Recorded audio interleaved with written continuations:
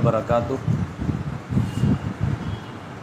اعوذ باللہ من الشیطان الرجیم، بسم اللہ الرحمن الرحیم، الحمد للہ رب العالمین، الرحمن الرحیم، مالک یوم الدین، ایاک نعبد و ایاک نستعین، اہدنا الصراط المستقیم، صراط الذین انعمت علیہم غیر المغضوب علیہم ولا الضالین، آمین۔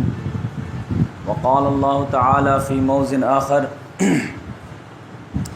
فأولئک مع الذین انعم اللہ علیہم من النبیین والصدیقین والشہداء والصالحین وحسن اولئک رفیقا۔ صدق اللہ العظیم۔ میرے محترم بزرگوں، نوجوان ساتھیوں، نونہال بچوں، آج انشاءاللہ ہم خلافت راشدہ کے عنوان سے پروگرام کا آغاز کریں گے۔ اور پچھلے ہفتے میں نے بتایا تھا کہ 3-4 ہفتے جو ہم کرنٹ افیئر پہ لیں گے، لیکن لوگوں کا مطالبہ ہوا کہ وہ گاہے بگاہے لیتے رہیے، لیکن خلافت راشدہ کا ٹاپک جو ہے شروع کر دیجیے۔ اور اس میں زیادہ لوگوں کی دلچسپی تھی، کیونکہ ہمارا دینی پروگرام کے لحاظ سے مین جو ہے دور نبوت، دور خلافت، تو اس لحاظ سے میں جو ہے اس کو ریگولر کر رہا ہوں۔ اور جیسے جیسے موقع ملتا جائے گا، اب ہم کوشش کریں گے کہ ہفتہ میں 2 ویڈیو بنائیں، اور اس میں آپ لوگوں کو زحمت نہیں دیں گے۔ میں اکیلے میں جو اپنے ساتھیوں کے ساتھ کرنٹ افیئر پہ ویڈیو بنا لیا کروں گا اور اپلوڈ کر دیا کروں گا۔ بقیہ یہ ہفتہ کا جو پروگرام ہے یہ چلتا رہے گا، تو اس طرح سے جو ترتیب رہے گی۔ اور جو کرنٹ افیئر حالات حاضرہ کے تعلق سے جو تقاضے ہیں وہ انشاءاللہ ویڈیو کے ذریعے سے پورا ہو جائے، اور یہ انشاءاللہ شروع رہے گا۔ بس یہ ہے کہ بہت زیادہ ارجنٹ ٹاپک اگر آئے گا تو وہ ہم بیچ بیچ میں لے لیا کریں گے۔ جیسے میرا ارادہ ہے 26 جنوری کے تعلق سے 25 جنوری کو سنیچر کا دن آ رہا ہے، تو اس روز جو ہے انڈیا کے کانسٹیٹیوشن کے بارے میں ہم کچھ بات کریں گے اور لوگوں کو تعارف کرائیں گے کہ انڈیا کے کانسٹیٹیوشن میں خاص طور سے پریمبل میں کیا لکھا ہوا ہے، جو سارے لوگ جو ہے مسجد کے گیٹ پہ بھی اس کو پڑھ رہے ہیں، اور پتہ چلا ریلی میں بھی پڑھ رہے ہیں، دھرنا میں بھی پڑھ رہے ہیں، اور کیا آئینہ دکھانے کی کوشش کر رہے ہیں پریمبل کے ذریعے سے جو حکومت میں لوگ بیٹھے ہیں ان کو۔ تو اس پہ انشاءاللہ ہم گفتگو کریں گے۔ ایک پروگرام تو اس پر 25 جنوری کا فکس ہے، بقیہ جیسے جیسے حالات آتے جائیں گے وہ ہم آپ سے شیئر کرتے جائیں گے۔ جہاں تک عالمی حالات کا معاملہ ہے تو کل جمعہ کے خطبے میں تھوڑا سا روشنی ڈالا تھا، اور آج بھی میرا ارادہ اس پر تفصیلی لیکچر کا تھا، لیکن مطالبہ لوگوں کا آیا، اور ہم سے جڑے ہوئے جو لوگ ہیں وہ زیادہ تر دینی مزاج کے لوگ ہیں۔ ان کا ماننا یہ تھا کہ دینی ٹاپک جو خلافت راشدہ ہے یہ بہت ہی چارمنگ ٹاپک ہے، اس پہ جو ہے جلد سے جلد بات ہونی چاہیے۔ اور وہ 4 ہفتہ کا نام سنے تو ایسے ہی گھبرا گئے کہ 2 ہفتہ تو آلریڈی لیٹ ہوا ہے اور بھی لیٹ ہوگا، تو کسی طرح شروع کیجئے۔ تو انشاءاللہ میں ان کی بات رکھتے ہوئے خلافت راشدہ کا جو ہے یہ شروع کر دوں۔ لیکن ہمارے پورا پروگرام جو چلے گا پتہ نہیں کب تک چلے گا، اس کے لیے جو آدھار ہے، اس کے لیے جو بیس ہے، وہ ہمارے پاس ایک حدیث ہے۔ اسی کے ایکسپلینیشن میں میرے حساب سے کم 10 سال لگ جائیں گے اگر یہ ہفتہ وار اس طرح چلا۔ وہ ایک حدیث ہے جو مجھے حدیثوں میں سب سے پیاری حدیث لگتی ہے، اور اس کو پڑھ کر کے میں جو ہے اپنے ایمان کو تازہ کرتا رہتا ہوں، اور جب بھی وہ حدیث میں پڑھتا ہوں تو میرا ایمان بالکل تر و تازہ ہو جاتا ہے۔ اور وہ حدیث کون سی ہے؟ اور نہ صرف ایمان تازہ ہوتا ہے بلکہ مایوسی کی کیفیت سے بھی نکل آتا ہوں، ورنہ حالات تو ایسے ہیں کہ مایوسیت بہت آتی ہے، لیکن وہ حدیث پڑھیے تو ایسا لگتا ہے کہ نہیں۔ وہ حدیث یہ ہے کہ محمد صلی اللہ علیہ وسلم نے اپنے زمانے سے لے کر کے قیامت قائم ہونے تک 5 ادوار میں دنیا کو ڈیوائیڈ کر دیا ہے کہ 5 ادوار بدلیں گے، قیامت آ جائے گی۔ وہ محمد صلی اللہ علیہ وسلم نے فرمایا تکون النبوۃ فیکم ما شاء اللہ ان تکون، تمہارے درمیان نبوت باقی رہے گی جب تک اللہ تعالیٰ چاہے گا باقی رہے گی، یعنی میں باقی رہوں گا، اور پھر جب اللہ تعالیٰ چاہے گا نبوت کو اٹھا لے گا، یعنی مجھے اپنے پاس بلا لے گا۔ تو نبوت تو ختم ہو جائے گی، کیونکہ میں خاتم النبیین ہوں، آخر المرسلین ہوں، تو میرے بعد کوئی نبی نہیں آئے گا، جو بھی نبوت کا کلیم کرے گا وہ جھوٹا مانا جائے گا۔ اس کے بعد جو ہے دنیا ختم نہیں ہوگی نہ اسلام ختم ہوگا، کیونکہ اسلام تو سمجھے کہ سب سے پہلا مذہب بھی ہے، سب سے آخری مذہب بھی ہے، اور امت مسلمہ بھی ختم نہیں ہوگی، تو پھر کیا ہو؟ نبوت ختم ہو جائے گی تو ثم تکون خلافت علی منہاج النبوہ، میرے نبوت کے بعد خلافت قائم ہوگی، اور خلافت کیسی قائم ہوگی؟ علی منہاج النبوہ، منہاج مانے راستہ، نبوت کے عین نقش قدم پہ قائم ہوگی، یعنی سمجھے کہ نبوت کے مشن کو فلفل کرنے والی وہ خلافت ہوگی۔ اور نبوت کیا چیز ہے؟ اللہ تعالیٰ کے حکم کو، منشے کو پورا کرنے کا نام ہے، اور اس میں بھی اللہ رسول اللہ صلی اللہ علیہ وسلم نے یہ بات جو ہے اشارہ کر دیے تھے کہ یہ خلافت بھی کتنے دن قائم رہے گی، تو یہ خلافت جو ہے 30 سال قائم رہے گی، اور اس لحاظ سے آپ جوڑیں گے تو آپ کو 30 سال مل جائیں گے، 2 سال ابو بکر صدیق رضی اللہ تعالیٰ عنہ کے، 10 سال حضرت عمر فاروق رضی اللہ تعالیٰ عنہ کے، 12 سال حضرت عثمان غنی رضی اللہ تعالیٰ عنہ کے، تو 12 دن 24، اور پھر 6 سال باپ بیٹے حضرت علی رضی اللہ تعالیٰ عنہ اور حضرت حسن رضی اللہ تعالیٰ ملا کر کے 6 سال، تو اس طرح سے جو ہے 30 سال ہو جاتا ہے۔ محمد صلی اللہ علیہ وسلم نے فرمایا کہ اس کے بعد خلافت جو ہے بدل جائے گی، کون بدلے گا اس کو؟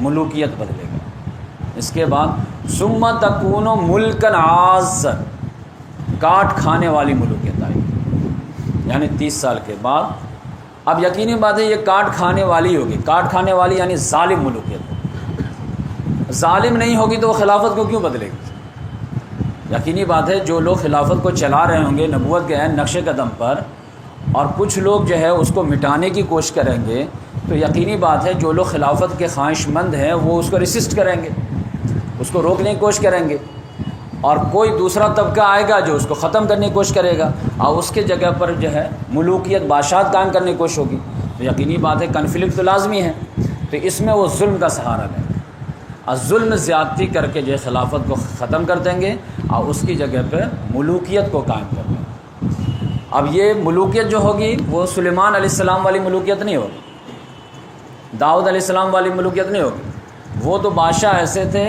گویا کہ اللہ تعالیٰ نے ان کو بادشاہت دی تھی، ورنہ دنیا میں جو ہے بادشاہت کس چیز کا نام ہے؟ ایک خاندان کے حکومت کا نام بادشاہت ہے۔ ان شارٹ اگر کوئی بچہ آپ سے پوچھے بادشاہت کسے کہتے ہیں، ایک خاندان کے حکومت کا نام بادشاہت ہے، کہ باپ مر گیا پھر بیٹا بنے گا، بیٹا مر گیا پوتا بنے گا، پوتا مر گیا اس کا بھائی بنے گا، ایک خاندانی میں گھوم پھر کر کے حکومت رہے تو یہ بادشاہت ہے۔ ڈکٹیٹرشپ کیا ہے؟ ایک فوجی کمانڈر کے حساب سے جو ہے اگر ملک رن کرے تو ڈکٹیٹر ہے، فوج بنا لیا ہے، طاقت ہے، اس کے ذریعے سے وہ ڈکٹیٹ کرتا رہتا ہے، عوام کو ہانکتا رہتا ہے، یہ ڈکٹیٹرشپ۔ جمہوریت کیا ہے؟ عوام کے ذریعے سے لوگوں کا چنا ہوا نمائندہ ہو، اب وہ حکومت کر رہا ہو، یہ جمہوریت ہے۔ تو خلافت پھر کیا ہے؟ تو خلافت کے بارے میں انشاءاللہ ہم 25 تاریخ کو بات کریں گے۔ تو رسول اللہ صلی اللہ علیہ وسلم نے فرمایا کہ پہلا دور جو ہوگا وہ نبوت کا میرا دور ہے، اللہ تعالیٰ جب تک چاہے گا رکھے گا، جب چاہے گا مجھے بلا لے گا۔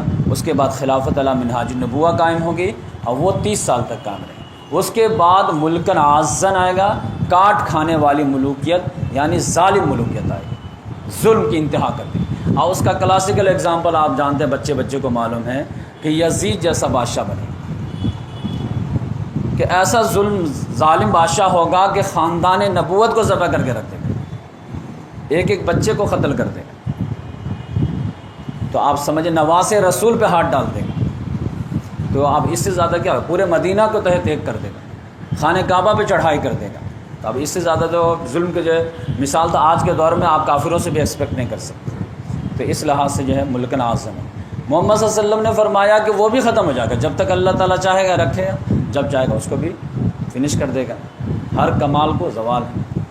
پھر اللہ رسول اللہ سے فرمایا ثم تکون ملکن جبریہ، پھر غلامی والی ملوکیت آئے گی، یعنی ملوکیت 2 طرح کی ہوگی، ایک ظالم ملوکیت اور ایک غلامی والی ملوکیت۔ یہ ظالم ملوکیت میں کم سے کم یہ عافیت تھی کہ بادشاہ ظالم تو تھے لیکن تھے مسلمان، اب کتنا بھی گیا گزرا مسلمان ہوگا تو کم سے کم جو ہے ایمان کا قدر تو کرے گا، نماز روزے کا قدر تو کرے گا۔ تو یہ ظالم بادشاہ جو تھے وہ صرف جو ہے ان کو غصہ کب آتا تھا؟ جب آپ پولیٹیکل کوئی سوال کرتے، کہ بھائی آپ کیوں خلیفہ بن گئے، آپ کے بعد آپ کا بیٹا کیوں بن گیا، آپ ہی حکومت میں کیوں رہیں گے، یہ جو بیت المال ہے یہ اس طرح کیوں خرچ کر رہے ہیں، بقیہ آپ نے مسجد بنوائی ہے، نماز پڑھیے، رات دن روزہ رکھیے، ان کو کوئی پرابلم نہیں، اچھی بات ہے، سب لوگ شانتی سے رہیں، عبادت کریں۔ پرابلم کیا ہے؟ پولیٹیکل معاملے میں انٹرفیئر نہیں کرنا۔ جیسے آج بھی سعودی وغیرہ میں کیا ہے، آپ حج کیجئے، عمرہ کیجئے، روزے رکھیے، نماز پڑھیے، تو آپ کو جو ہے انعام ملیں گے گورنمنٹ کی طرف سے، لیکن پولیٹیکل سوال کر دیں گے تو جمال خشوگی کی جیسے تو آپ بھی جو ہے دنیا سے غائب ہو جائیں گے، آپ ملک میں بھی نہیں رہیں گے تو جو ہے ترکی میں جا کے مار دیا جائے گا آپ۔ پولیٹیکل سوال نہیں، بیت المال کے تعلق سے سوال نہیں کر سکتے، کون کس کے بعد کون خلیفہ بنے گا، کون بادشاہ بنے گا، یہ سوال۔ ہاں کھاؤ پیو عیش کرو، نماز روزہ کرو، انڈیویجول معاملے میں تم سب آزاد، تو یہ ہر جگہ رہتا ہے۔ لیکن اللہ کے رسول صلی اللہ علیہ وسلم نے فرمایا کہ چوتھا دور جو آئے گا، وہ جو بادشاہ بنے گا وہ غلامی والی بادشاہ، یعنی اس میں تم لوگ غلام بھی بنا دیے جاؤ گے، یعنی بادشاہ ظالم بھی ہوگا اور نان مسلم بھی ہوگا۔ اب وہ جو ہے تو غلام بنا کے رکھ دے گا، وہ تو نماز روزے کا بھی لحاظ نہیں کرے گا، وہ تو اسلام کی ایک ایک جڑ کھود کے رکھ دے گا۔ تو اس لحاظ سے آپ دیکھیں گے کہ تیسرا دور جو ہے اس کا ایگزامپل کیا ہے، بنو امیہ کا دور، بنو عباس کا دور۔ یہ بادشاہ تو تھے، نماز روزے کی قدر کرنے والے تو تھے، لیکن پولیٹیکل اسلام میں اگر حسین رضی اللہ تعالیٰ میدان میں آئیں گے تو ان کو بھی راستے صاف کر دیا جائے، حضرت جو ہے عبداللہ بن زبیر آئیں گے تو ان کو بھی ختم کر دیا جائے، مدینہ کے لوگ جو انوسینٹ انصار کھڑے ہوں گے ان پہ بھی چڑھائی کر دی جائے، پولیٹیکل معاملے میں نو کوسچن۔ لیکن ان کے بعد آپ جانتے ہیں دور بنو امیہ ختم، دور بنو عباس ختم، یہ لوگ کتنے زیادہ جو ہے اس کے معاملے میں آپ جانتے ہیں ہارون رشید کے بیٹے مامون رشید، امین رشید، بھائی بھائی میں لڑائی، تہ تیغ کر دینا۔ لیکن اس کے بعد جو ہے پھر جو ملوکیت آئے گی وہ غلامی والی ملوکیت، ظالم بادشاہ، وہ آپ دیکھ لیجئے کہ امت مسلمہ کس کے انڈر میں آ گئی، کہیں جو فرانسیسی کے انڈر میں آ گئے، کہیں پرتگالی کے انڈر میں آ گئے، کہیں برطانوی کے انڈر میں آ گئے، کہیں ڈچ کے انڈر میں آ گئے۔ اب پورے عالم اسلام غلام ہو گئی غیر مسلموں کے اندر، یورپین پاور آئی اور پورا ایشیا کو رونتے ہوئے غلام بنا لی، اور وہ تو پھر جو نماز روزے کا بھی جو ہے پورا ستیہ ناش کر دیا۔ تو رسول اللہ صلی اللہ علیہ وسلم نے فرمایا تھا کہ اس کے بعد اور ڈارک آئے گا، یہ ڈارک آیا آپ دیکھیے۔ آپ جانتے ہیں کہ واسکو ڈی گاما جو آیا تھا 1498 میں آیا تھا، کرسٹوفر کولمبس جو ہے 1492 میں انڈیا کھوجنے نکلا، وہ امریکہ پہنچ گیا، ادھر اس نے غلامی پھیلایا، وہ اسپین کا تھا، یہ پرتگال کا تھا، 1498 میں آ گیا تھا، لیکن بعد میں جا کر کے اس نے یہاں پہ غلامی جو ہے اسٹیبل کی ہے، کیونکہ ان کو آپسی میں لڑنے میں بہت زیادہ جو ٹائم لگ گیا۔ فرانسیسی جو ہے برطانوی وجہ سے لڑ رہے تھے، پرتگالی جو ہے ڈچ سے لڑ رہے تھے، آپس میں لڑ رہے تھے کہ انڈیا پہ کون رول کرے گا، ہم رول کریں گے یا تم رول کرو گے، اسی لیے لڑائی چل رہی تھی۔ تو 200-300 سال تو اسی میں چل گئے۔ اس کے بعد یہ فائنل یہ ہوا کہ برطانیہ جیت گیا اور اس نے کہا بر صغیر میں ہم جو حکومت کریں گے، بقیہ تم انڈونیشیا چلے جاؤ، ملیشیا چلے جاؤ، اور ممالک ہیں وہاں جا کے قبضہ کرو۔ اٹلی جو ہے آپ جانتے ہیں کہ جو ہے لیبیا میں چلا گیا فرانس کے ہاتھوں، اور جو ہے افریقہ کے ملک وغیرہ آ گئے۔ تو اس طرح محمد صلی اللہ علیہ وسلم نے جو فرمایا تھا، 4 دور تو آپ کے سامنے ہیں جو پریکٹیکل میں آ چکے، دور نبوت، دور خلافت، اور پھر ظالم بادشاہت بنو امیہ، بنو عباس، جو آج بھی غیر مسلم پڑھتے ہیں تو ڈٹ جاتے ہیں، اچھا یہ اسلامی حکومت لاؤ گے تم، تو کہتے نہیں نہیں سیکولر ہی ٹھیک ہے۔ اب پھر اس کے بعد اور ڈارک کہ تم لوگ انگریزوں کے غلام بن جاؤ، صرف بادشاہ ہی نہیں رہے گا، وہ غلام بنا لیا۔ لیکن گڈ نیوز فار یو، پھر ثم تکون خلافت علی منہاج، پھر خلافت علی منہاج النبوہ کا ہے۔ تب آپ سمجھئے 5 دور میں سے 3 دور تو آپ کا ہے، 2 ہی دور ڈارک ہے نا، اس میں بھی آپ کی فائٹنگ ہے۔ لاسٹ جو ہے خلافت علی منہاج النبوہ کے دور ہے، پہلا تو دور نبوت کا تو آپ کا ہے ہی ہے، دوسرا دور خلافت آپ کا ہے ہی، بیچ کا تیسرا اور چوتھا جو ہے اس میں آزمائش ہی آزمائش۔ تو اس لحاظ سے محمد صلی اللہ علیہ وسلم نے جو آپ دیکھیے، دنیا کا کوئی بھی حکمراں اس طرح کا نقشہ جو ہے اپنے بعد آنے والے حالات کا نقشہ نہیں کھینچ سکتا۔ آج ڈونلڈ ٹرمپ جو ہے 10 سال بعد کیا ہوگا بتا سکتا ہے کہ ہمارا پرائم منسٹر بتا سکتا ہے؟ دنیا کا کوئی بھی پریڈکٹر بتا سکتا ہے؟ اب محمد صلی اللہ علیہ وسلم بتا دیے تو ایگزیکٹ آپ کو پورے ہوتے نظر آ رہے کہ نہیں؟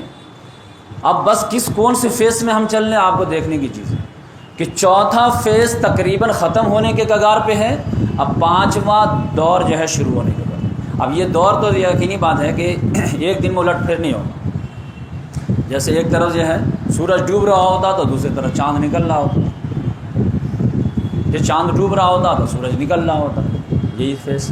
تو آپ سمجھیے کہ براہ راست چوتھے دور کی غلامی تو ختم ہو گئی، انگریز بھی چلے گئے، فرانسیسی بھی چلے گئے، پرتگالی بھی چلے گئے، ڈچ بھی چلے گئے، سب چلے گئے، لیکن وہ اپنا ایجنٹ چھوڑ گئے عالم اسلام، جاتے جاتے اپنے منہ بولے بیٹے چھوڑ گئے ہر جگہ۔ سعودی میں کسی کو بیٹھا دیے، اردن میں کسی کو بیٹھا دیے، لیبیا میں کسی کو بیٹھا دیے، ہر جگہ آپ دیکھ لیجیے ان کی۔ نمبر 2 غلامی جو ہے، سیاسی غلامی میں جو ہے ایجنٹ چھوڑ گئے، لیکن سیاسی غلامی ختم ہوئی، معاشی غلامی نہیں ختم ہوئی۔ معاشی غلامی کے لیے فوراً جو ہے آپ جانتے ہیں، جیسے یہ لوگ واپس ہوئے 1940 سے 50 کے بیچ میں یہ واپس ہوئے ہیں، اسی بیچ میں ان لوگوں نے جو ہے یونائٹڈ نیشن قائم کر لیے، اس کے ذریعے سے پھر امت مسلمہ کو جکڑ لی۔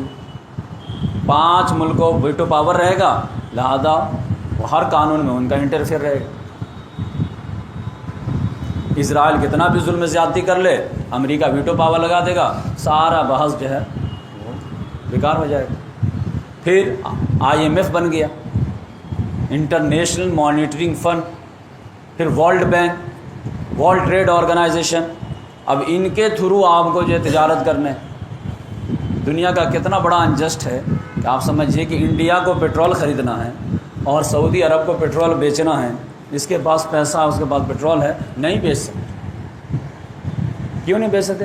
نہیں، خریدنا ہے یا بیچنا ہے ڈالر میں بکے گا، لہذا انڈیا کو کیا کرنا، پہلے ڈالر خریدو، پھر سعودی کے پاس جاؤ، اس کو ڈالر دو، پھر اس سے تیل لو، پھر سعودی جو ہے امریکہ کو ڈالر دے گا، پھر اس سے وہ ریال لے گا، یہ تجارت ہے۔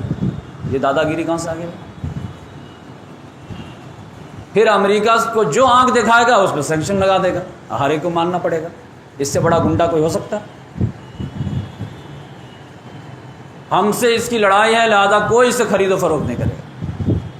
انڈیا کا سب سے قریب بارڈر جو ہے سمجھیے اب ایران کا ہے، ایران سے تیل آرام سے جو ہے بہت کم کاسٹ پہ جو ہے انڈیا آ سکتا ہے، امریکہ کے دادا گیری نہیں خرید سکتے تھے۔ کیوں؟ ہم سے پرابلم ہے، اس کو ہم کو نہیں ویلیو دیتا، ہم کو بگ باس نہیں مانتا۔ یہ اتنا بڑا ملک ہو کر کے جو ہے ہاں جی حضور، جی حضور، آپ جو کہیں گے وہی کریں گے۔ تو اس لحاظ سے اکنامک جو ہے غلامی ہے کہ نہیں ہے؟ کوئی بھی بچہ اکنامکس کا چھوٹا سا بھی بچہ وہ کہے گا اکنامک غلامی، سینکشن۔ تو اس لحاظ سے 3 طرح کی غلامی رہتی ہے سمجھیں، ایک جو سیاسی غلامی ہوتی ہے، ایک معاشی غلامی ہوتی ہے، اور ایک جو ہے سماجی غلامی ہوتی ہے۔ سماج کیا کہے گا؟ آج بھی جو ہے ہمارے یہاں کتنا بھی عالم دین بڑا ہو جائے، دین پر والا ہو جائے، اس کو کہیے کہ اپنی بچی کی شادی جو ہے سنت کے مطابق کر دو، نہیں، سماج کیا کہے گا؟ سماجی غلامی ہے کہ نہیں ہے؟ ٹیچر اپنی بات یا دل کی بات مینجمنٹ کے خلاف نہیں بول سکتے، کیوں؟ نوکری سے نکال دیں گے، تو معاشی غلامی نہیں ہے۔ تو اس لحاظ سے سمجھ آئیے کہ سیاسی غلامی جو بالکل جو ہے دکھنے والی تھی وہ تو ختم ہو گئی، لیکن یہ اندر سے ہم لوگوں کو مینیج کر ہی رہے کہ ہر کوئی اوپر ہتھوڑا ہے، اگر میرے ساتھ دو گے، ہاں میں ہاں ملاؤ گے تو ٹھیک، نہیں تو ہم جو ہے تم کو سائڈ کرتے ہیں۔ پھر پیسے کے بل پہ، میڈیا کے بل پہ کس طرح جو ہے الیکشن مینیج ہوتا ہے۔ امریکہ جو ہے دوسرے ملکوں میں چاہتا ہے کہ ہم اس کے رجیم کو ختم کر دیں گے، دوسرا رجیم لے آئیں گے، آرام سے لے آتا کہ نہیں لاتا؟ صدام حسین نے تھوڑا سا آنکھ دکھایا، اس کے رجیم ہی کو ختم کر دیا گیا کہ نہیں؟ معمر قذافی نے جو لیبیا میں تھوڑا سا کہا کہ ہم پیٹرول جو ہے اپنے حساب سے بیچیں گے، اس کے رجیم کو ختم کر دیا کہ نہیں؟ آج ایران کی باری ہے کہ نہیں؟ بشار الاسد نے دکھایا تو اس کی باری آ گئی کہ نہیں؟ تو اس لحاظ سے سمجھیے کہ براہ راست غلامی جو تھی وہ تو ختم ہو گئی، لیکن انڈائریکٹ غلامی ابھی باقی ہے، لیکن اس کو بھی اب تھریٹ ملنا شروع ہو گیا، جس کے وجہ سے سب لوگ ہاتھ دھو کر کے جو ہے اسلام کے پیچھے پڑ گئے کہ اسلام دنیا جو ہے گلوبل ویلیج بن گئی ہے۔ اب گلوبل ویلیج میں تو ہر کمیونٹی کے لوگ ایک ساتھ رہ رہے ہیں، اور اجتماعی نظام کا ایک مطالبہ ہو رہا کہ ایک ایسا اجتماعی نظام آئے جو تمام قبیلے، تمام علاقے کے اور تمام قوموں کے لوگوں کے پرابلم کو سولو کرنے کے کیپیسٹی رکھتا ہو، اور ہر ایک کا ویل وشر۔ اور یہ صلاحیت تو سمجھ جائیے کہ اسلام کے علاوہ کسی میں ہے ہی نہیں۔ بھائی آپ کے یہاں تو اتنے بھی بات کہنے کی بات یہ نہیں ہے، پوائنٹ نہیں ہے کہ ایک چائنیز بیٹھا ہے اور ایک جو ہے رشین بیٹھا ہے کہ تم دونوں آپس میں بھائی ہے۔ کیوں بھائی ہیں؟ ہم الگ قوم ہیں، یہ الگ قوم ہے۔ قرآن کہے گا نہیں، تم دونوں بھائی ہو کیونکہ تم دونوں کا خالق ایک ہے، تم دونوں آدم و حوا کی اولاد ہو۔ دو پوائنٹ تو ہے نا بھائی بھائی بننے کے لیے۔ تو اسلام دوسرے نظریہ والے کے پاس تو ہے ہی نہیں۔ تو اس لحاظ سے جو ہے اسلام کو اب وہ لوگ ایز اے نظام تھریٹ کر رہے ہیں۔ اور آج جو میں آیت پڑھا ہوں سورہ فاتحہ، اس میں یہی ہے کہ ہم لوگ اللہ تعالیٰ کو سورہ فاتحہ کا آدھا مانتے آدھا نہیں مانتے۔ اور لڑائی اسی چیز کی۔ الحمدللہ رب العالمین الرحمن الرحیم مالک یوم الدین، تمام تعریف اللہ کے لیے جو رب العالمین، جو رحمان ہے، رحیم کوالٹی ہے، مالک یوم الدین ہے، حیثیت یہ ہے کہ وہ تنہا روز جزا کا مالک۔ ایاک نعبد، اللہ ہم تیری عبادت کرتے ہیں اور کسی کے نہیں۔ ٹھیک ہے، ویل اینڈ گڈ۔ وایاک نستعین، پرابلم آ گیا تجھی سے مدد چاہتے ہیں، یہاں تک بات آ گئی، آپ اللہ ہی کی تعریف کر رہے ہیں، شرک سے نفی ہو گئی، اللہ ہی کو گن گا رہے ہیں، توحید آ گیا، ایاک نعبد ہو گیا، مالک یوم الدین ہو گیا، ایمان بالآخرہ بھی ہو گیا، اہدنا الصراط المستقیم۔ اب آپ کو کون سی ہدایت چاہیے؟ جب عبادت اللہ ہی کی کرتے ہیں اور مدد بھی اللہ ہی سے مانگتے ہیں تو مزید کیا ہدایت چاہیے آپ؟ تو اب یہاں سے معاملہ شروع ہوتا ہے اجتماعی ہدایت۔ ہم کو سیاسی اصول بتائیے، ہمیں اجتماعی لحاظ سے معاشی راستہ بتائیے، قوموں کے لحاظ سے اہدنا الصراط المستقیم صراط الذین انعمت علیہم، ان لوگوں کا راستہ جن پر لوگ چلے ہیں تو ان کو انعام ملا ہے۔ کون سا راستہ؟ انبیاء کرام کا راستہ، صدیقین کا راستہ، شہداء کا راستہ، صالحین کا راستہ۔ یہ انڈیویجول نہیں تھے، یہ کلیکٹیو قوم تھے۔ پھر غیر المغضوب علیہم ولا الضالین، نہ ان لوگوں کا راستہ جس پہ غضب ہوا، وہ کون تھے؟ یہودی قوم۔ اور ولا الضالین، جو گمراہ ہو گئے، وہ کون سے؟ نصارہ قوم۔ تو یہاں پر قومی لحاظ سے ہدایت مانگی جا رہی ہے کہ امت مسلمہ جو قوم ہے بیست، ان کو اب اجتماعی لحاظ سے کیسے زندگی گزاریں، ان کا ڈیٹیل دیجیے آپ۔ ہمارے سیاسی اصول کیا ہوں، ہمارے معاشی اصول کیا ہوں، کیونکہ یہی نہیں اپنائے تو بنی اسرائیل تباہ ہو گئی، دونوں برانچ تباہ ہو گئے، ہمیں دیجیے۔ تو یہاں پر جو آپ مانگتے ہیں تو ہمارے یہاں تو کہتے ہیں کہ اسلام میں سیاست ہے ہی نہیں، تو کون سا؟ پھر چھوڑ دیجیے، آپ یہیں تک پڑھا کیجیے سننے نماز۔ الحمدللہ رب العالمین الرحمن الرحیم مالک یوم الدین ایاک نعبد و ایاک نستعین۔ اللہ، جب اسلام کو انفرادی لحاظ تک ہی رکھنا ہے تو پھر یہاں سے آگے مت بڑھیے، کیوں ٹائم ویسٹ کر رہے ہیں؟ تمام تعریف اللہ کے لیے جو رب العالمین ہے، جو رحمان رحیم ہے، مالک یوم الدین ہے۔ اے اللہ ہم تیری ہی عبادت کرتے ہیں، کرتے رہیں گے، تجھی سے مدد چاہتے ہیں، چاہتے رہیں گے، وقت والسلام۔ اب نیکسٹ کیوں مانگ رہے ہیں آپ جس راستے پہ آپ کو چلنا ہی نہیں ہے، جس راستے پہ آپ کو جانا ہی نہیں ہے؟ پولیٹیکل سسٹم کے بارے میں آپ کو بات ہی نہیں کرنی ہے، اکنامک سسٹم سے آپ کو تعلق ہی نہیں ہے، سوشل جسٹس کے بارے میں آپ کو فکر ہی نہیں ہے، تو کیوں مانگ رہا ہوں؟ اہدنا الصراط المستقیم، اللہ ہمیں سیدھا راستہ دکھا۔ تو اس لحاظ سے میں آپ کے سامنے تھوڑے سے تمہیدی بات رکھا کہ خلافت علی منہاج النبوہ میں جو ہے، جو محمد صلی اللہ علیہ وسلم نے جو دور بتائے تھے، وہ آپ سمجھیے کہ چوتھا دور بوریا بستر سمیٹنے کے کگار پہ ہے، اور خلافت علی منہاج النبوہ کا سورج جو ہے طلوع ہونے جا رہا ہے۔ اب دونوں خلافت میں کیا ڈیفرنس رہے گی؟ وہ ڈیفرنس یہ رہے گی کہ پہلی خلافت جو ہے وہ پوری دنیا کو کور نہیں کر پائی تھی، اب جو دوبارہ خلافت علی منہاج النبوہ قائم ہوگی وہ اب گلوبل ہوگی، کیونکہ دنیا گلوبل ولیج بن چکی ہے۔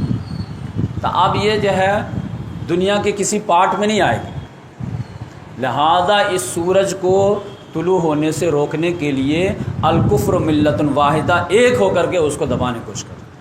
لیکن آپ کو معلوم ہے کہ سورج کو تو کوئی نہیں روک سکتا، اس کو تو اگر کوئی تھوکے گا بھی تو اس کے منہ پہ آئے گا۔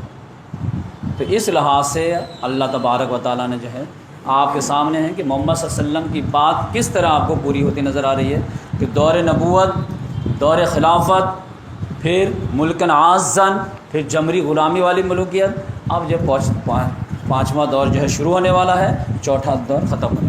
لیکن یقینی بات ہے کہ صبح ختم ہونے کے بعد جب جو ہے روشنی نمودار ہوتی ہے تو روشنی جسٹ نمودار ہونے سے پہلے بہت تیز گھٹا ٹوپ اندھیرا رہتا ہے، اس کے بعد پوپھٹ۔ تو یہ سمجھیے کہ وہ بالکل گھٹا ٹوپ اندھیرا والا ہے، کہ اب سورج نمودار ہونے والی ہے، پوری دنیا میں ہی اب ان کے خلاف جو احتجاج ہونے والے ہیں، کیونکہ ہر نظام فیل ہو گیا ہے، کوئی نظام جو ہے کسی کو جسٹس فراہم نہیں کر پایا ہے، اور جسٹس اگر قائم ہو سکتی ہے تو وہ خلافت کے ذریعے سے، لہذا ایک مرتبہ اس نے جو ہے 30 سال تک جو ہے جسٹس قائم کیا، اب دوبارہ اس کو پھر مانگ اٹھنے ہی والی ہے۔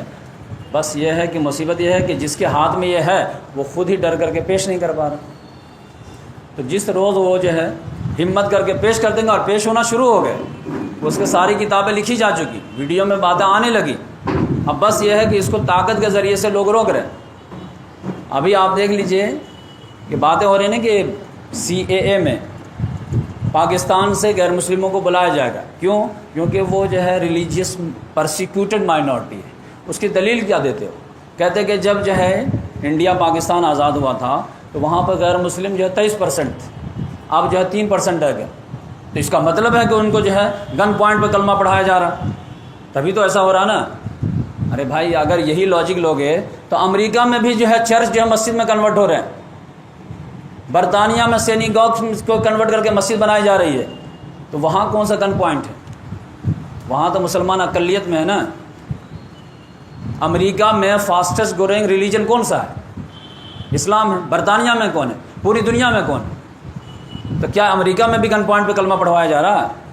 تو اسلام اپنی طاقت کے ذریعے سے لوگوں کو جو ہے قائل کر رہا، تو اس لحاظ سے جو ہے امریکہ میں بھی لوگ سب سے زیادہ اسلام قبول کرنے والے امریکہ میں، مطلب وہاں کے ریلیجن میں، تو اس لحاظ سے جو ہے اب اسلام اپنی طاقت خود منوا رہا، قرآن اب جو ہے لوگوں کے سامنے خود کھل کر کے آ گیا، تو اس لحاظ سے جو ہے وہ آگے بڑھ۔ تو میں آپ کو جو ہے دور نبوت تو بالکل 31 ایپیسوڈ میں ریکارڈ کرا چکا ہوں، وہ آپ جو ہے آرام سے دیکھ سکتے ہیں۔ اب جو ہے دور خلافت میں دم ڈیٹیل میں آپ کو بتاؤں۔ دور خلافت جو ہے جو قائم ہوئی، اس میں آپ جانتے ہیں کہ محمد صلی اللہ علیہ وسلم کہ ابھی جو ہے جسم اطہر جو ہے ابھی دفنانا باقی ہے، کہ ایک مسئلہ آ گیا اور اسی میں خلافت کا انتخاب ہوا۔ خلافت کا انتخاب کیا ہوا کہ انصار میں سے ایک جو گروپ تھے، ان کے جو لیڈر تھے سعد بن عبادہ رضی اللہ عنہ، یہ خزرج کے سردار، وہ اپنا ایک جو باغ ہے اس میں جا کر کے اپنے ماننے والے لوگوں کے ساتھ جو ہے جمع ہو گئے، اپنے پورے قبیلے کے ساتھ۔ اس کا نام ہے ثقیفہ بنی سعدہ۔ وہاں پہ جمع ہو گئے اور خلافت کے بارے میں جو ہے گفتگو شروع ہو گئی کہ محمد صلی اللہ علیہ وسلم کا انتقال ہو گیا ہے، تو اب جو ہے خلافت ان کی جانشین کون ہوگا؟ تو وہ لوگ جو ہے مشورہ کرنے لگے۔ کسی نے آ کر کے وہ بات سن لی، تو وہ آ کر کے فوراً حضرت عمر رضی اللہ تعالیٰ عنہ سے شیئر کی، اور اس سے پہلے میں آپ کو بتا چکا ہوں کہ حضرت عمر رضی اللہ تعالیٰ عنہ کو تو ہوش ہی حواس نہیں تھا، کہ ان کی موت کی خبر کا یقین ہی نہیں ہو رہا تھا، لیکن حضرت ابو بکر صدیق رضی اللہ تعالیٰ عنہ جو تقریر کیے اور قرآن کی آیت سے دلیل دیے تو ان کی بات سمجھ میں آ گئی۔ تو اب یہ صدمہ سے نکلے ہی تھے کہ ایک اور صدمہ آ گیا۔ ان کو بتایا کہ وہ لوگ وہاں پہ جمع ہو چکے ہیں، اور آپ جانتے ہیں مہاجرین بہت کم تھے انصار کے مقابلے۔ انصار کا تو پورا گھرانہ تھا، پورے یہ شہری ان کا تھا، یہ تو گھر بار چھوڑ کر کے جو عزم حوصلے والے لوگ تھے وہ آئے تھے۔ ان کو بتایا کہ وہ لوگ جمع ہو گئے، اور اگر ان لوگوں نے امیر چن لیا تو اس کو کینسل کرانا تو بہت مشکل ہو جائے گا، نہیں ہوا ہے تو نہ ہونے دینا یہ بہت آسان۔ لہذا آپ سمجھ جائیے کہ کتنا کریٹیکل سچویشن تھا کہ ابھی لاش مبارک رکھی ہوئی ہے، اور حضرت عمر رضی اللہ تعالیٰ عنہ فوراً حضرت ابو بکر کا ہاتھ پکڑے،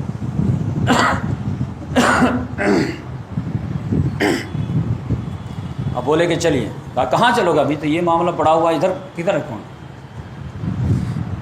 انہوں نے کہا نہیں چلنا، بہت ارجنٹ۔ کیا ارجنٹ؟ کان میں بتایا کہ یہ معاملہ ہے۔ وہ بھی سوچے تھوڑی دیر کے لیے، پھر بولا ٹھیک ہے چلو۔ پھر چلتے ہوئے پھر حضرت ابو عبیدہ بن جراح رضی اللہ ان کو بھی ساتھ ملے، تینوں لوگ گئے۔ تو جو نیوز ملی تھی وہ بالکل پرفیکٹ تھی کہ یہ کمبل اوڑھ کر کے لیٹے ہوئے تھے، اب بقیہ لوگ سب جو ہے آگے پیچھے ادھر ادھر کر رہے تھے۔ پھر جیسے یہ لوگ جمع ہوئے تو اسی میں سے جو ہے حباب بن منذر جو تھے ایک صحابی، وہ تقریر شروع کر دی کہ دیکھیے آپ لوگ مہاجرین ہیں، لیکن آپ لوگوں کی جو تعداد ہی کیا ہے، آٹے میں نمک کے برابر ہیں، چھوٹے سے گروپ ہے، اصل تو رول ہم لوگ ادا کیے ہیں، انصار کا قبیلہ یہ ہے۔ تو اب جب جو ہے محمد صلی اللہ علیہ وسلم دنیا سے چلے گئے ہیں تو اب جو ہے جانشینی کا حق تو ہمارا ہی بنتا ہے، لہٰذا جو ہے ہم چاہتے ہیں کہ انصار میں سے ایک جو ہے جانشین ہو جائے اور پھر اسلام کو وہ جو ہے لیڈ کرے۔ تو حضرت عمر رضی اللہ تعالیٰ نے کہا کہ میں تقریر جو راستے میں سوچ لیا تھا، کیونکہ بھانپ لیا تھا، اور میں تقریر کرنا شروع کرنے ہی والا تھا کہ حضرت ابو بکر صدیق رضی اللہ تعالیٰ نے مجھے رک جا، میں بات کرتا ہوں۔ تو انہوں نے بات کی تو انہوں نے کہا کہ شاندار انداز میں بات کی کہ جو پوائنٹ میں سوچ کے رکھا تھا سب وہ انوالو کر دیا، اور زبردست انداز میں، یقینی بات ہے کریٹیکل سچویشن تھا، پیشکش اچھا ہونا چاہیے تھا، تو لہذا اتنا زبردست انداز میں پیش کیے کہ جو میں سوچا تھا سب پیش کر۔ لیکن اس کے بعد بھی ادھر سے ایک کاؤنٹر آیا، کہا اچھا ٹھیک ہے آپ کی بھی بات ہے تو ایسا کرتے ہیں کہ 50-50 کر لیتے ہیں، ایک امیر آپ کی طرف سے اور ایک امیر ہمارے طرف سے۔ لیکن حضرت ابو بکر صدیق رضی اللہ تعالیٰ نے سمجھایا کہ دیکھیے آپ کی قربانی اپنی جگہ پہ مسلم ہے، کوئی اس میں شک نہیں، محمد صلی اللہ علیہ وسلم کی جتنی احادیث تھی انصار کے خوبیوں کے تعلق سے سب گنا دی، کہ محمد صلی اللہ علیہ وسلم نے نو ڈاؤٹ کہا تھا کہ پوری دنیا اگر ایک راستے پہ چلے اور انصار دوسرے راستے پہ چلے تو میں پوری دنیا کو چھوڑ دوں گا، انصار کا راستہ اختیار، سب نو ڈاؤٹ یہ ہے۔ لیکن یقینی بات ہے کہ یہ سیادت کا معاملہ ہے، یہ قیادت کا معاملہ ہے، اور محمد صلی اللہ علیہ وسلم بول چکے ہیں کہ الائمۃ من القریش، امام جو بنے گا وہ قریش میں سے، کیونکہ عالم عرب میں لوگوں کی تربیت اتنی ہوئی نہیں ہے، 1-2 سال پہلے سب لوگ ایمان لائے، اور ان کے گھٹی میں پڑا ہوا ہے کہ جو سردار ہوتا ہے وہ قریشی کا ہوتا ہے۔ آپ دیکھیے انڈیا میں بھی 1947 میں انڈیا آزاد ہوا، گاندھی فیملی کا امپریشن ابھی تک تو نہیں نکلا نا، کتنا بھی نہرو کو گالی دیجیے، لیکن پرینکا تو پرینکا ہی ہے، آتے ہی چھا گئی۔ تو یہ جو ہے کسی کا امیج بن جاتی ہے تو جلدی نہیں نکلتی، لہذا قریش کی امیج بنی ہوئی تھی، اور کہا گیا تھا کہ ان کے جاہل بھی سردار رہیں گے، ان کے مسلمان بھی سردار رہیں گے، یعنی مسلمان کے سردار کا رول ادا کریں گے اور ان کے جاہل رہیں گے تو پورے جاہل لوگوں کا سردار رہیں گے۔ تو اس لحاظ سے پورا عالم عرب قریش کے علاوہ تو کسی کی قیادت پر تو ایگری کریں گے ہی نہیں۔ تو اگر آپ جو ڈسٹرائے کرنا چاہتے ہیں تو ٹھیک ہے، لیکن اگر یہ ہے کنسولیڈیٹ کر کے آگے بڑھنا چاہتے ہیں تو یہ آپشن کے علاوہ کوئی نہیں ہے، اور یہ محمد صلی اللہ علیہ وسلم کا وزڈم تھا جو پہلے بتا چکے، الائمۃ من القریش، قریش میں سے امام بنانا، تو پھر گاڑی ٹھیک ٹھاک چلے۔ تب ان لوگوں میں سے ایک جو ہے بندہ اٹھا، اس نے کہا بھائی ٹھیک ہے ہم لوگوں کی قربانیاں ہیں، یہ ہیں وہ ہیں، لیکن سوال یہ پیدا ہوتا ہے کہ ہماری قربانیاں کس لیے تھی؟ اللہ کے لیے تھی یا سیادت کے لیے تھی؟ اگر اللہ کے لیے تھی تو اللہ کے اجر مل جائے گا، لہذا ہم لوگ جو ہے اپنے اس ڈیمانڈ سے دستبردار ہوتے ہیں، اور یہ جو قریش میں سے جو معاملہ ہے وہ ہم لوگ ایگری کرتے ہیں۔ تو اس طرح سے معاملہ یہ ہو گیا۔ حضرت عمر رضی اللہ تعالیٰ عنہ کے جو ہے کہتے ہیں کہ ابو بکر صدیق رضی اللہ تعالیٰ عنہ جیسے گفتگو کر رہے تھے اسی میں انہوں نے یہ بات بھی شامل کر دی کہ دیکھو اگر آپ لوگ چاہیں تو یہ دونوں قریش کے ہیں، ابو عبیدہ بن جرح اور حضرت عمر فاروق، دونوں کا ہاتھ پکڑے، بولے کہ ان کے دونوں میں سے کسی کے بھی ہاتھ پہ قبول کر دو، کس کے ہاتھ پر بیعت ہوگی یہ میٹر نہیں ہے، قریش میں سے ہونا چاہیے یہ میٹر ہے، کیونکہ ابھی تک لوگوں کی اتنی تربیت نہیں ہوئی ہے کہ جس کو چاہو تم جو ہے امیر بنا لو اور لوگ ایکسیپٹ کر لیں گے، مان لیں گے۔ لہذا حضرت عمر رضی اللہ تعالیٰ تو جو ہے ڈر گئے، بولے کہ نہیں یہ ایسا کیسے ہو سکتا ہے کہ حضرت ابو بکر صدیق کے رہتے ہوئے اور میں جو ہے خلیفہ ہو جائے، یہ تو پاسبل ہی۔ لہذا انہوں نے کہا کہ دیکھو بات ختم کرو، یا ابو بکر صدیق ہیں، ثانی اثنین ہیں، غار یار ہیں، ان کے ہاتھ کو قبول کرو۔ لہذا بولے بڑھائیے ہاتھ، فوراً حضرت ابو بکر صدیق نے ہاتھ بڑھائے، حضرت عمر نے بیعت کر، ابو عبیدہ بن جرح نے کہا میں بھی بیعت کر، لہذا اس میں سے بھی اٹھتے چلے آئے، ایک ایک کر کے سب لوگ بیعت کر لیے۔ اس مجلس میں جتنے لوگ، صرف جو ہے ابو عبیدہ سعد بن عبادہ رضی اللہ تعالیٰ عنہ جو تھے وہ بیعت نہیں کی، اور شاید کہ وہ لائف ٹائم تک بھی بیعت نہیں کی، لیکن سب لوگ بیعت کر لیے۔ اس کے بعد جو ہے معاملہ یہ ہوا، کل ہو کر کے پھر مجمع جو ہے مسجد نبوی میں سجائے گا، پھر حضرت عمر رضی اللہ تعالیٰ عنہ تقریر کی، اور حضرت ابو بکر صدیق رضی اللہ تعالیٰ عنہ کو فضائل بیان کیے جو بھی دین میں ہیں ان کے۔ اس کے بعد جو ہے حضرت ابو بکر صدیق رضی اللہ تعالیٰ عنہ کو بلائے کہ آئیے ممبر پہ، پھر وہ آئے، پھر ان کو کہا گیا کہ آپ کچھ تقریر کیجیے، تو پھر انہوں نے ایک چھوٹا سا خطبہ دیا جو بہت پیارا خطبہ تھا، اور اس کے بعد جو ہے لوگوں کو دعوت دی گئی، تو سارے لوگوں نے جو ہے ان کے ہاتھ پر بیعت کی۔ حضرت علی رضی اللہ تعالیٰ عنہ نہیں تھے اس مجمع میں، اور وہ 6 مہینہ تک بیعت نہیں کی. تو اس طرح سے پہلے خلیفہ راشد کا انتخاب ہوا. تو یہ جو ہے کوئی آئیڈیل معاملہ نہیں تھا، اور اس کو اب جو ہے امت میں اگزامپل نہیں بنایا جا سکتا. یہ ایکچوئل میں ایکسیڈنٹل معاملہ تھا. ایکسیڈنٹل معاملہ ایکسیڈنٹل ہی رہتا ہے، وہ آئیڈیل نہیں ہو جاتا.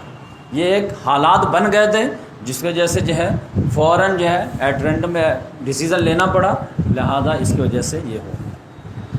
اب جو ہے ابو بکر صدیق رضی اللہ تعالیٰ عنہ کے بارے میں آپ جانتے ہیں کہ یہ کوئی ایسا میٹر نہیں تھا کہ لگ بائی چانس بن گئے، اس کے حقدار نہیں تھے.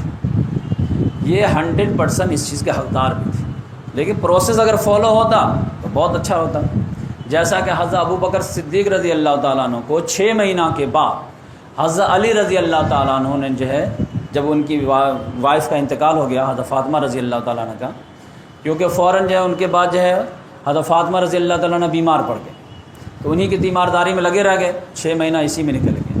لیکن 6 مہینے کے بعد جب ان کا انتقال ہو گیا، دفنا افنا دیے، اس کے بعد جو ہے مسلمان لوگ اپنے مشن میں لگ گئے. تو علی رضی اللہ تعالیٰ عنہ کو اتنا ویٹیج نہیں دے رہے تھے لوگ. آج سارا انکلائنیشن ان کے طرف تھا، تو ان کو محسوس ہوا کہ لوگوں کے اب وہ محبت نہیں ہے، کیونکہ پہلے جو رسپیکٹ بہت زیادہ تھی حضرت فاطمہ رضی اللہ تعالیٰ عنہ کی وجہ سے بھی تھی. تو انہوں نے ایک لیٹر لکھا ابو بکر صدیق رضی اللہ عنہ کہ آپ مجھ سے میرے گھر پہ آئیے، ملاقات کیجیے، لیکن شرط یہ ہے کہ آپ اکیلے آئیں. تو یہ جیسے لیٹر ملا تو ابو بکر صدیق رضی اللہ تعالیٰ عنہ جو ہے چھپا نہیں پائے، اور حضرت عمر رضی اللہ معلوم ہو گیا. اب وہ اکیلے بلانے کا مطلب یہ تھا کہ ساتھ میں ساتھی کو مت لائیے گا. اور ساتھی کون رہتے تھے؟ ہمیشہ یہی رہتے تھے.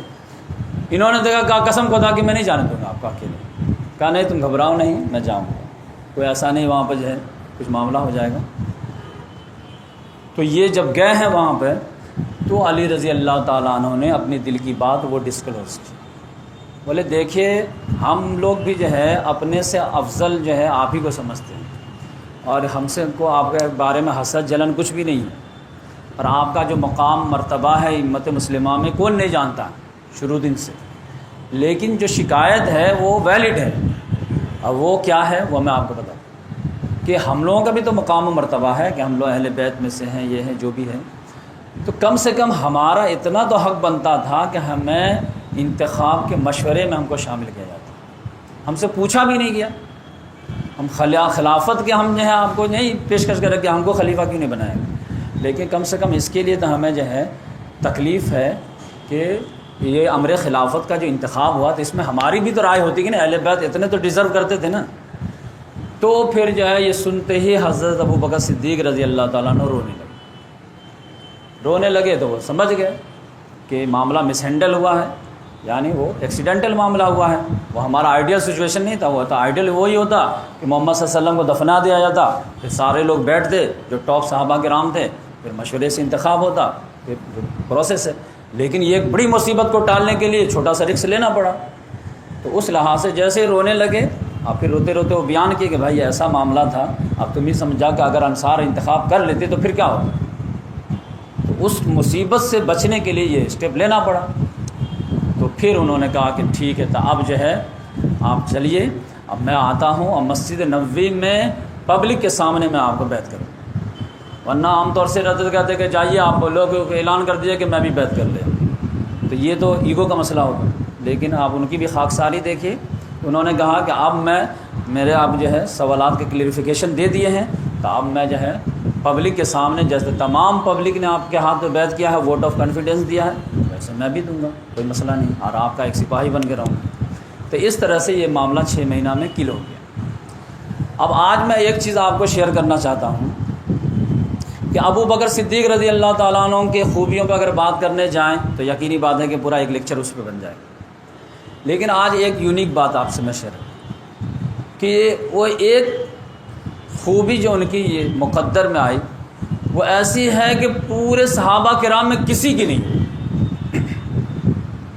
کسی کی بھی نہیں.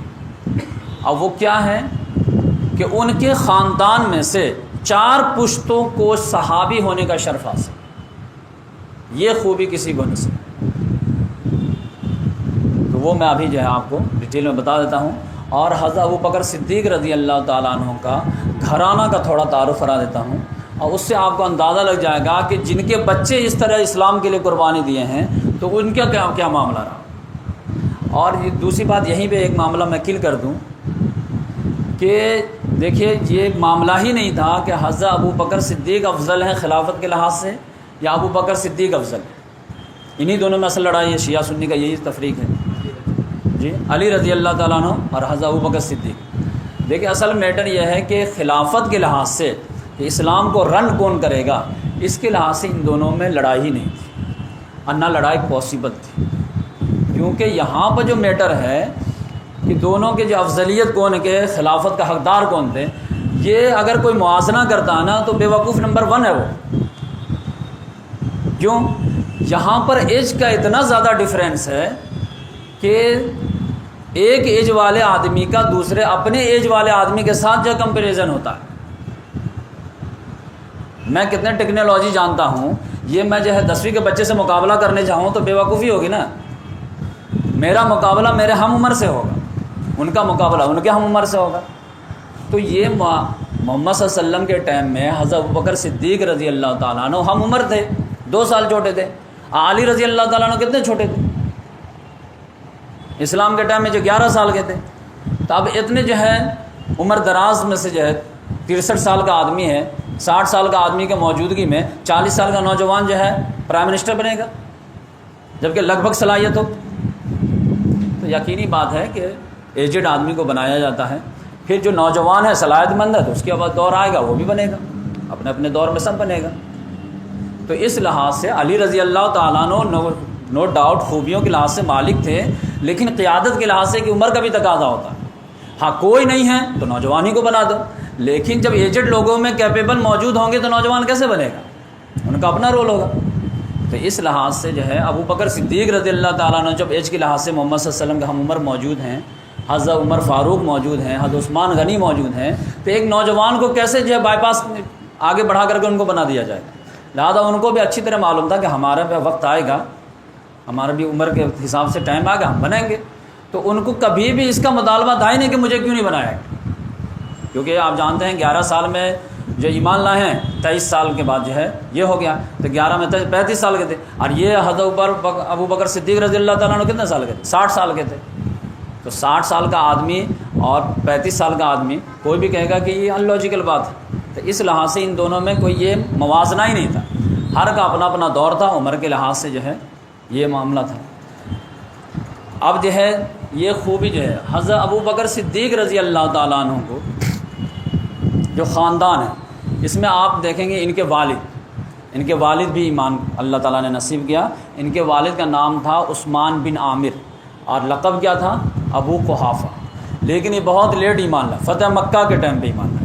جب مکہ فتح ہو گیا اور محمد صلی اللہ علیہ وسلم گئے ہوئے تھے، تب والد کو بولے کہ اب تو بالکل جو ہے جانے کا ٹائم ہو گیا، پڑھ لیجئے کلمہ۔ تو تیار ہو گئے تو لے کر کے آئے محمد صلی اللہ علیہ وسلم کے پاس۔ تو محمد صلی اللہ علیہ وسلم نے کہا ارے اتنے ضعیف آدمی کو کیوں لے کے آئے، مجھے بلا لے جاتے، میں آ جاتا تمہارے گھر پہ پڑھا دیتا کلمہ۔ بولے نہیں، ان کا آنا زیادہ جو ہے ان کے لیے اچھا ہے۔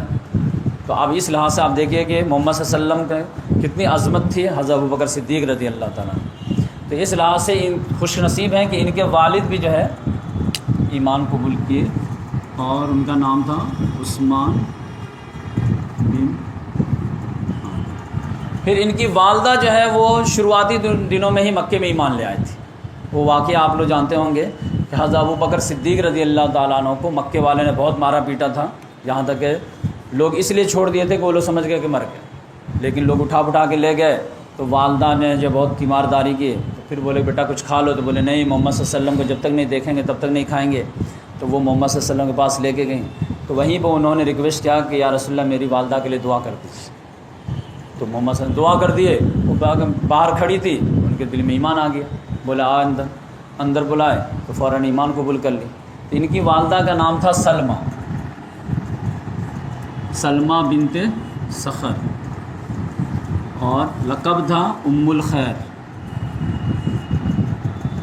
یہ تو ماں باپ جو ہے لکی ہیں، اور والد بھی ایمان لائے لاسٹ میں، اور جو ہے ماں بھی ایمان لائی۔ انہوں نے مختلف دور میں 4 عورتوں سے شادیاں کی، یعنی 4 بیویاں تھیں۔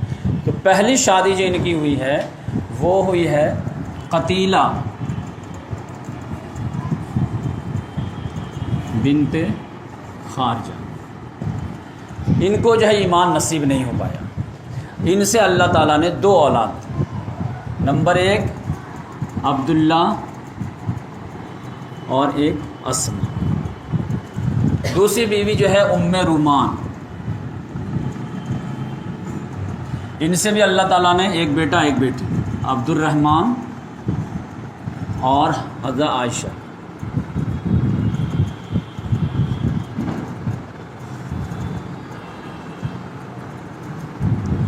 پھر تیسری جو ہے ام عمیس.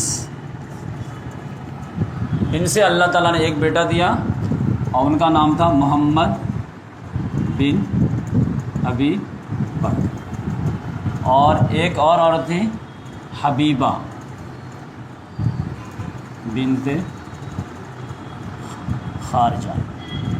ان سے ایک بیٹی ہوئی ام کلثوم. تو آپ کتنی اولاد ہو گئی؟ 6. 3 بیٹے اور 3 بیٹیاں. بیویاں کتنی؟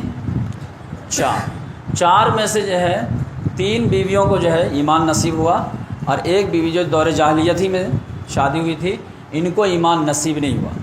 اور انہی کی وجہ سے آپ کو جو ہے وہ واقعہ معلوم ہوگا کہ یہ جو ہے جب صلح حدیبیہ مدینے میں ہو گئی تھی تو اس کے بعد جو ہے آمد و رفت مکہ مدینے میں سب لوگ آنا جانا کر رہے تھے.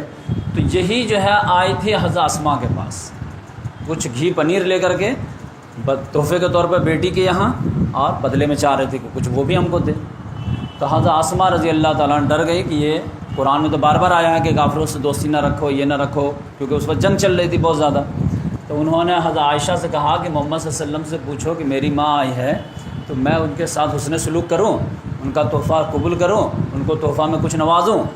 تو اس کے سوال کے جواب میں سورہ ممتحنہ کے آیت نمبر 8 نازل ہوئی تھی کہ لا ينهاكم الله عن الذين لم يقاتلوكم في الدين ولم يخرجوكم من دياركم ان تبروهم وتقسطوا اليهم ان الله يحب المقسطين. کہ اللہ تبارک و تعالیٰ تم کو جو ہے منع نہیں کرتا ان لوگوں کے بارے میں جو تم سے جو ہے قتال نہیں کیے ہیں جو تم کو گھر سے نہیں نکالے کہ تم ان کے ساتھ حسن سلوک کا معاملہ کرو بلکہ ان کے ساتھ انصاف کا معاملہ کرو. اللہ تعالیٰ انصاف کرنے والوں کو پسند کرتا ہے. تو انہی کے بارے میں معاملہ تھا. بات سمجھ میں آئے؟ تو اس کے ذریعے سے معاملہ حل ہو گیا کہ قرآن میں جتنے بھی کافروں سے دشمنی نبھانے کی بات آئی ہے وہ صرف کس کے لیے ہے؟ دشمن سے جو اسلام کے دشمن. باقی یا نارمل انسان ہیں تو ان کے ساتھ جو ہے دلی قلبی جو ہے دوستی تو نہیں ہوگی لیکن حسن سلوک کا معاملہ رہے گا. دوستی تو صرف جو ہے ایمان والے کے ایمانی والے سے جو ہے جم سکتی ہے ورنہ جو پاسبل ہی نہیں کہ جم جائے اگر ایمان ہے. تو اس طرح ان کا معاملہ ہو گیا. ام رومان جو ہے عبد الرحمن اور عائشہ. ام عمیس محمد بن ابی بکر حبیبہ بنت خارجہ ام فر. اب یہ دیکھیں عبداللہ کے بارے میں آپ جانتے ہیں کہ یہ شروع دن میں ہی ایمان لے آئے تھے والد کے ساتھ اور یہ بہت اچھے نیچر کے تھے. ان کا رول آپ کو دکھے گا اس میں ہجرت کی رات. ہجرت میں جو ہے انہوں نے بہت اہم رول ادا کیا کہ 3 دن کے لیے آپ جانتے ہیں غار ثور میں محمد صلی اللہ علیہ وسلم ابوبکر صدیق رضی اللہ تعالیٰ عنہ رہتے تھے.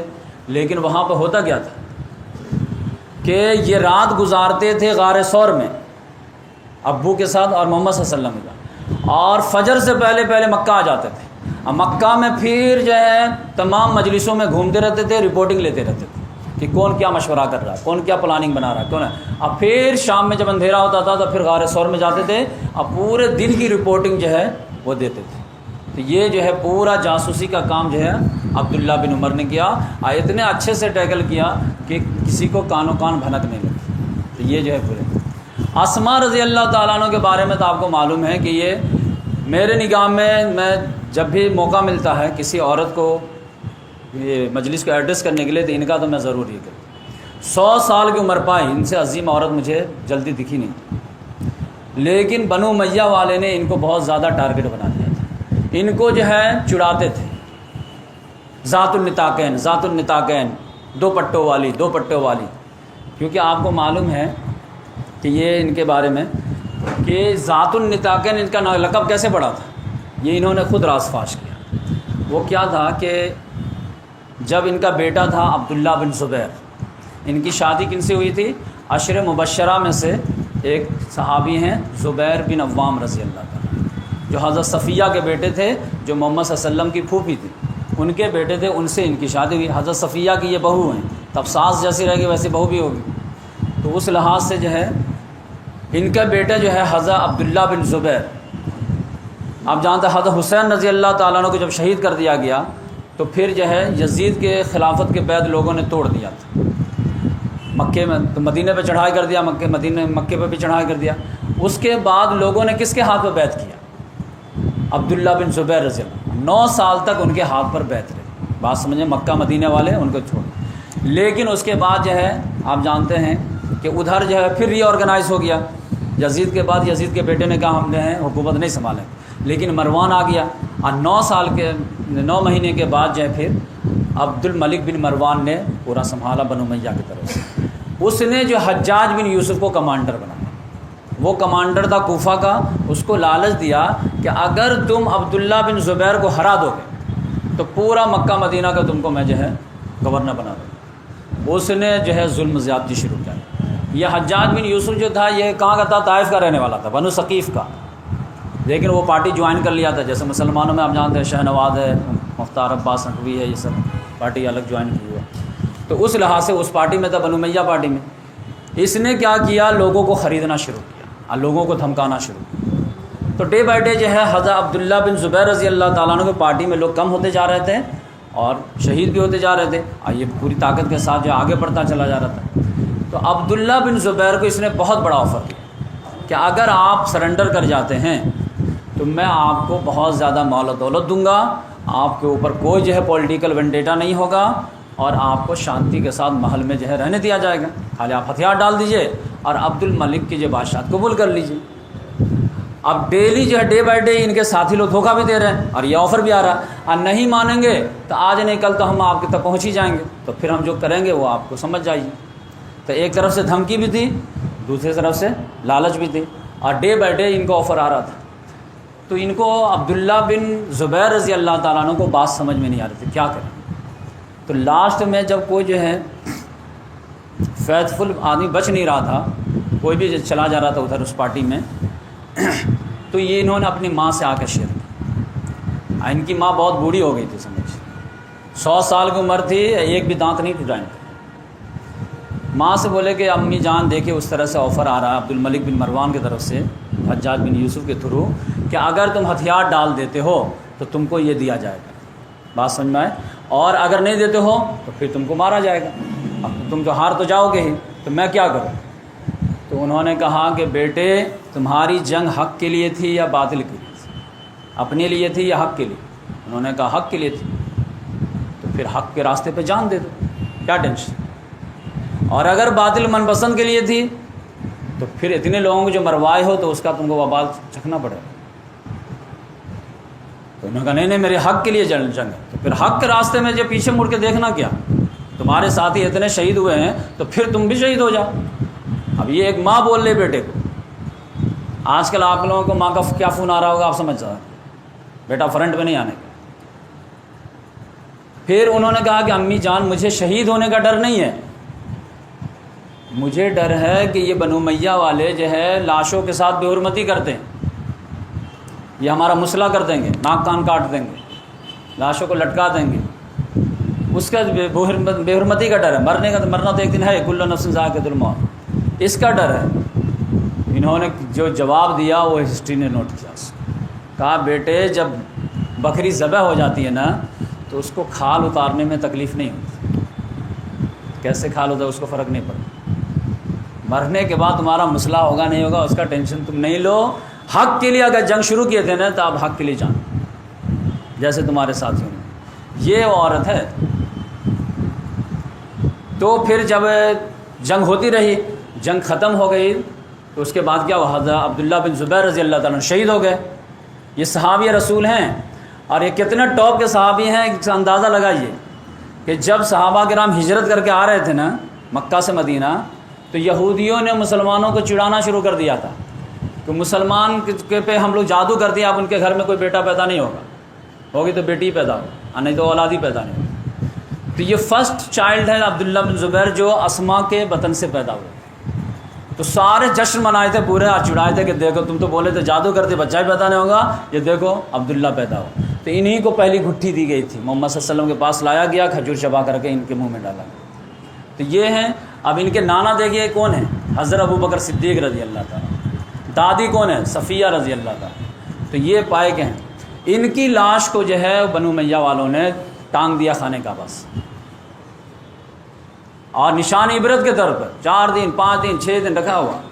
سب لوگ دیکھ رہے، دیکھو اگر بغاوت کیے نشان عبرت بنا دیں. صحابی رسول کو نہیں چھوڑے تو تم کو کیا کریں. تو اس کے بعد جو ہے جب عبداللہ بن عمر تھے وہ سائلنٹ تھے، تو وہ جو ہے ایک مرتبہ گزر رہے تھے، ان کی نظر پڑ گئی عبداللہ بن زبیر کی لاش پر. وہ کھڑے ہو کر کے جو ہے بڑی افسوس کے ساتھ دیکھتے رہے، لیکن تعریف کے کلمات بولے کہ عبداللہ میں تم کو منع کرتا تھا لیکن تم تو کہنے حق کے لیے میں لڑوں گا، لیکن بنو امیہ والے جو تمہارے خلاف بولتے ہیں اصل غلط بات ہے. تم ایسے نہیں تھے، تمہارے اندر یہ خوبی تھی، یہ خوبی تھی، یہ خوبی تھی. تم بالکل، یہ لوگ جو جھوٹ الزام لگا رہے ہیں وہ سب بکواس ہے، تم اچھے تھے. تو یہ بات جا کر کے حجاج بن یوسف کو لوگوں نے بتایا کہ عبداللہ بن عمر جو ہیں وہ عبداللہ بن زبیر کی تعریف کر رہے ہیں، تعریف کر رہے ہیں، تو چلو اس کے لاش کو اتارو. لیکن اسی بیچ میں جو ہے اس نے کیا کہا کہ یہ جو عبداللہ بن زبیر ہیں ان کی والدہ کو جو ہے پکڑ کے لے کے آؤ اور ان کے بیٹے کے عبرت دکھاؤ اس کو پہلے، تب اتار دیتے ہیں. تو ان کو بلانے کے لیے پولیس آئی، بولے چلو بلانے کے لیے بلائے ہیں. تم کہا کہاں جانا، تمہارے بیٹے کے لاش دیکھنے کے لیے. کیا میں نہیں جاتی. تو پھر اب حجاج بن یوسف کے بعد پولیس گئی کہ وہ نہیں آ رہی. تو اس نے کہا کہ جا کر اس کے بال گھسیٹ کر کے پکڑ کے لے کے آ بوڑھی کو، یہ صحابیہ کی. تو پولیس آئے گیا کہ ہم کو آرڈر ملا ہے کہ آپ کے بال کو گھسیٹتے ہوئے لے جانا ہے. انہوں نے کہا تھا ٹھیک ہے تو بال گھسیٹ کے لے جا، لیکن میں اپنی مرضی سے نہیں جاؤں، تاکہ لوگ بھی دیکھیں نا کہ تمہارے اندر کیا ہے، اسلام کے نام پر تم کیا کھلا رہے ہو، اور تمہارے دل میں جو ہے صحابہ صحابیات کی کیا عظمت ہے. لوگوں کے سامنے 2 4 ہو جانا چاہیے. لے چلو گھسیٹ کے، میں تو نہیں جاتی. لیکن لوگ ڈر گئے کہ ان پہ ہاتھ ڈالیں گے تو پوری امت مسلمہ کھڑی نہ ہو جائے گی. تو لہٰذا حجاج بن یوسف کو بولا گیا کہ دیکھو اتنا رکس مت لو ورنہ لوگ جو ہے برداشت سے باہر نکل جائیں گے. تو پھر خود سے آیا، کہا کہ دیکھے بیٹے کے لاش کو، کہ ہاں سنیے تم لٹکا ہے، دیکھے کیسا انجام کیا ہم نے. کہا تم نے کیا انجام کیا. کہا بیٹے کے لاش کے لٹکا دیا ہوں. کہا لٹکانے سے کچھ نہیں ہوتا، صرف معاملہ کیا ہوا معلوم ہے کہ تم نے اس کی دنیا برباد کی، اس نے تمہاری آخرت برباد کی، کچھ نہیں ہوتا. لہٰذا وہ چڑ گیا، کہا جلدی سے لاش نیچے. پھر جو ہے وہ لوگ ذات النطاقین ایسے سے چڑھانے لگا. کہا تم کو معلوم بھی ہے ذات النطاقین تم جو چڑھاتے ہو بنو امیہ والے، یہ کہاں سے مجھے لقب ملا تھا؟ یہ محمد صلی اللہ علیہ وسلم مجھے لقب دیے تھے، یہ ایسے نہیں پڑ گیا تھا جس کو ہم اپنا لیا. کہا بتائیے کیا اس کا راز ہے؟ یہ بھی نہیں معلوم تھا اسے. بولے کہ جو ہے ہجرت کی رات جو تھی، جو محمد صلی اللہ علیہ وسلم ارجنٹ میں کال کیے کہ ہم لوگ جو کھڑکی سے باہر نکلیں گے اور تم لوگ جو بیگ اینڈ بیگیج تیار کرو، تو ہم لوگ کھانا تیار کیے محمد صلی اللہ علیہ وسلم کے لیے اور ابو کے لیے.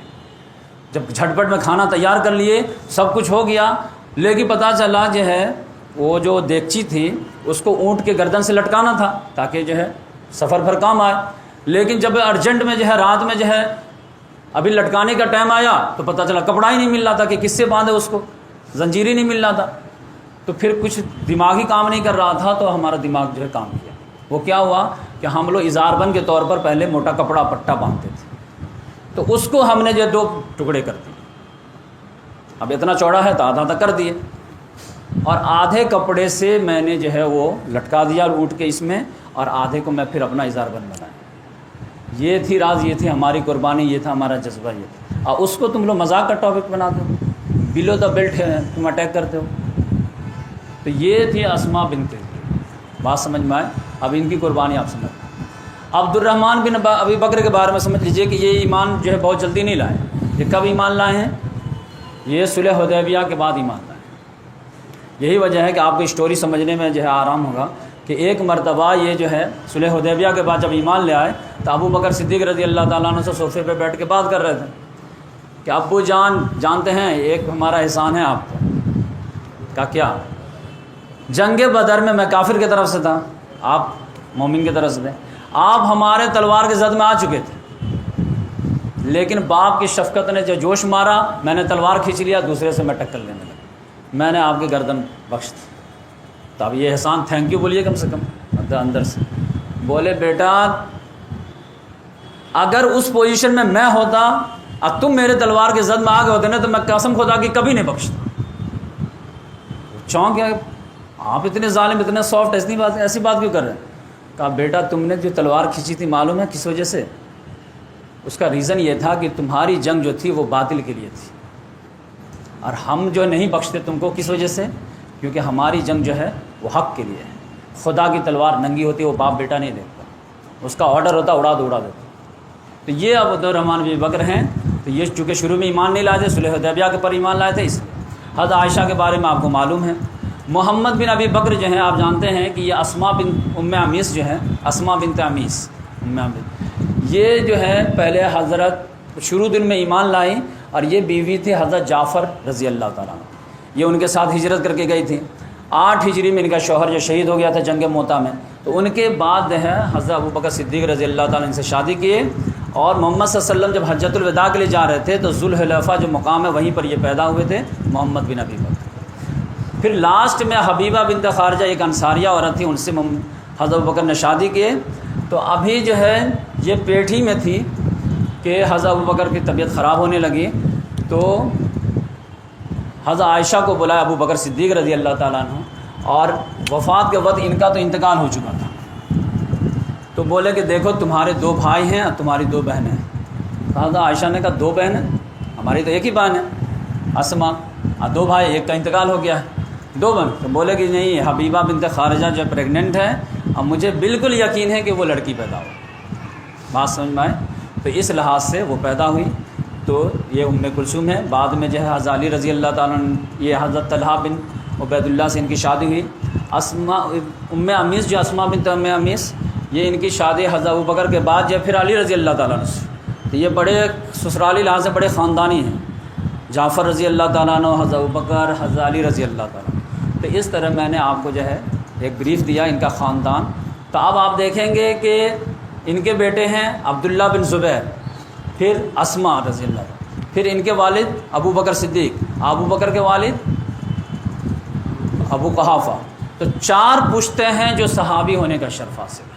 یہ شرف کسی کو حاصل نہیں۔